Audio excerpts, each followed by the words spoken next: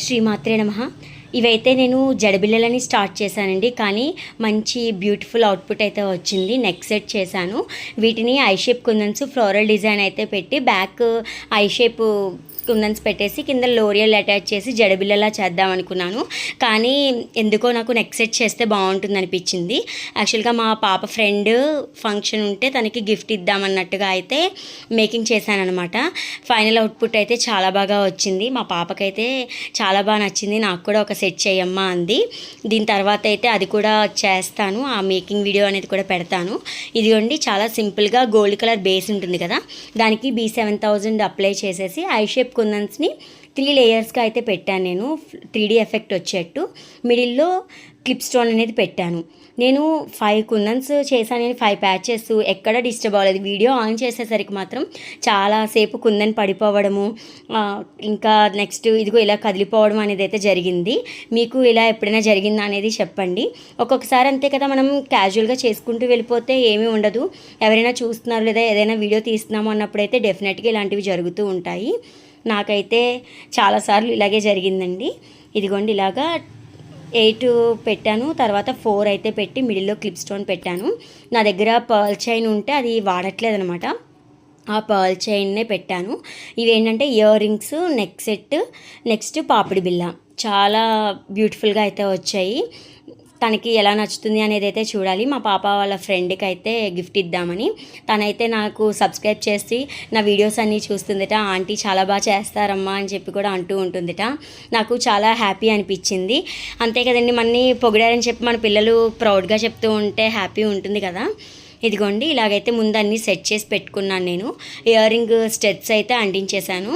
తర్వాత ఇది పాపిడి బిళ్ళ హుక్ అనేది అయితే అటాచ్ చేశాను. ఇది లాంగ్ అయిందని చెప్పి తర్వాత అయితే ఇంకొంచెం షార్ట్ చేశాను. అదైతే వీడియో తీయడం కుదరలేదు.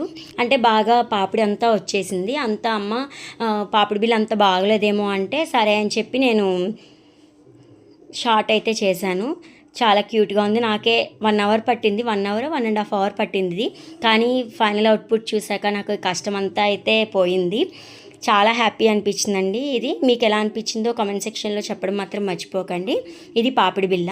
సింపుల్గా వైట్ లోరియల్ పెట్టాను. నేను పింక్ లోరియల్ పెడదామనుకుంటే మా పాప అంది సేమ్ అయిపోతుందేమోనమ్మా, డిఫరెంట్ పెట్టు అంది. నాకు ఇలాంటి చిన్న చిన్న సజెషన్స్ ఇస్తూ ఉంటుందండి మా పాప అయితే. అంటే అంతే కదా, మనకి ఎవరైనా ఇది చేసే వర్క్ని కొంచెం ఇలా కాకుండా అలా అయితే బాగుంటుంది అని చెప్తే హ్యాపీ అనిపిస్తుంది కదా. అలా నాకు చాలా సపోర్టివ్గా ఉంటుంది. ఇక్కడ ఏం చేశా అంటే ఇటు అటు సైడ్ 2 వచ్చి మిడిల్లో ఒక పెండెంట్ వచ్చేట్టుగా అయితే పెట్టాను. ఇదిగోండి, లోరియల్స్ అటాచ్ చేశాను. మిడిల్లో జంప్ లాక్ తోటి అయితే అటాచ్ చేశాను. నిజంగా ఇలాగా హ్యాండ్మేడ్ వర్క్ చేసే వాళ్ళకైతే మెచ్చుకోవచ్చండి వాళ్ళ ఓపిక్కి. అంటే నేను చేస్తూ ఉంటాను కాబట్టి నాకు ఆ స్ట్రెస్ అనేది అయితే తెలుస్తుంది. ఎందుకంటే మనం ఒక అవుట్పుట్ రావడానికి కొంచెం కష్టపడతాం కదా, అది ఫైనల్ అవుట్పుట్ ఎవరైనా అప్రిషియేట్ చేశారనుకోండి చాలా హ్యాపీ అని ఉంటుంది. ఆ కష్టం అంతా అయితే పోతుంది. కొన్ని వీడియోస్లో చూస్తూ ఉంటాను, వాళ్ళు అబ్బాయి ఇది చేద్దాము అనుకుంటాను కానీ అది మేకింగ్ చేయడానికి అయితే చాలా టైం పడుతుంది. వీటికి కాస్ట్ కూడా కొంచెం తక్కువే ఇస్తూ ఉంటారు.